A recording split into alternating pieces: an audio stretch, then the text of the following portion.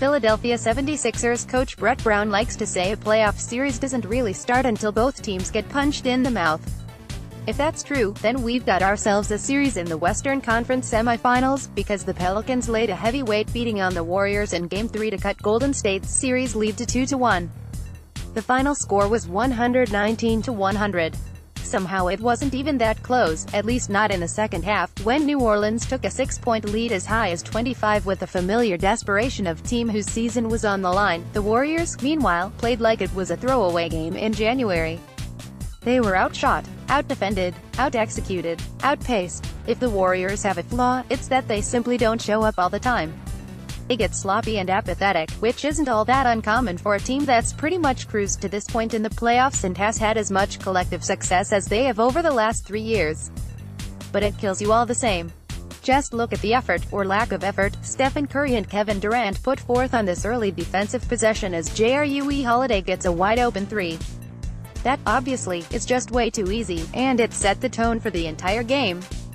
Every time you looked up, New Orleans was beating Golden State down the floor, on misses and makes. Their pace was relentless, particularly in the third quarter when they stretched the lead. Keeping the game in transition led to open looks from three in early offense. It led to Anthony Davis establishing early, deep post position. When possessions did settle into half-court sets, the Pelicans got so many easy layups and dunks through wide-open lanes out of basic screen actions. Exhibit A and B, it wasn't all Golden State laying down, however. The Pelicans were making their own plays as much as the Warriors were giving them up. Let's not lose sight of that. Davis was a monster with 33 points and 18 boards. You see the guy making those passes in the above clip. That's Rajon Rondo, if you didn't know, and he's back to playing like a star. Dude dropped 21 assists. Controlled the whole floor. To say he's been big for the Pelicans is an understatement, and I'd be lying if I said I wasn't one of the people who had, as Jamal Crawford says, written Rondo off a long time ago. Crazy part about Rondo is he knew he was still this player the last few years when people tried to write him off. Stayed true to the game, and now he's in the right situation painting pictures again. Big time respect. Jamal Crawford, at JCrossover, May 5, 2018. I'll admit, I never thought that at this stage of Rondo's career, when he's had so many stretches on so many teams where he hardly looked worthy of starter minutes, that a second-round playoff team's success would be so inextricably linked to him. But he has changed everything about this Pelicans team. The pace they play at, the way they share the ball, their energy and confidence, these are all at least partial functions of Rondo, who, by the way, is a free agent this summer.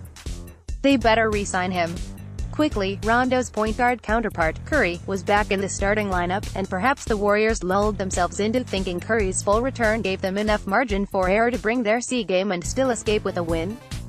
Didn't even bring that, and either way, they were wrong. Curry, at least relative to his normal impact, was an effective non-factor with 18 points, 6 of which were in total garbage time.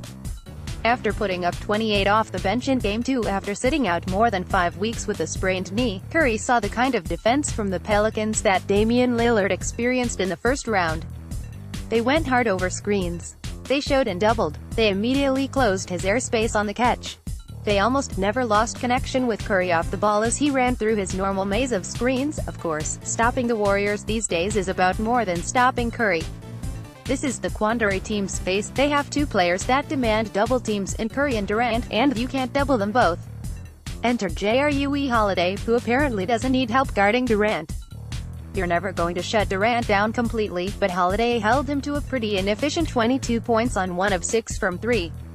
Yes, Holiday gives up a good 6 or 7 inches to Durant, but he's so strong and athletic that he can stay in front of Durant and muscle him off his spots. Holiday is making Durant work, plain and simple. Nothing easy. Durant is feeling Holiday, and you better believe Durant isn't used to someone so aggressively, and effectively, the space he typically controls. Check out Holiday stuffing Durant's jumper to ignite the break that ends in one of those aforementioned three-pointers in early offense. These playoffs have opened a lot of eyes, including my own, to just how good Holiday is. I think everyone who's followed the NBA knew he was a good player, but if he was always this kind of legitimate go-to scorer, if he's always been a guy who can get his own buckets from all 3 levels, then forgive me. I simply wasn't paying attention. I'm paying attention to everything about this Pelicans team right now. I am fascinated with what they have become without DeMarcus Cousins, and I'm probably even more fascinated by what they might still become should they decide to bring Cousins back next season. That's another discussion for another day, I suppose. For now, the Pelicans are back in this series versus the Warriors. Can they ultimately win it? Let's not go there. Every playoff win, or loss, doesn't have to be looked at through the prism of ultimate predictions. Each game is its own. This was a good one for New Orleans. Now let's tune in Sunday for Game 4 and see if it can get another win and at least make this thing super interesting heading back to Oakland, and we'll go from there.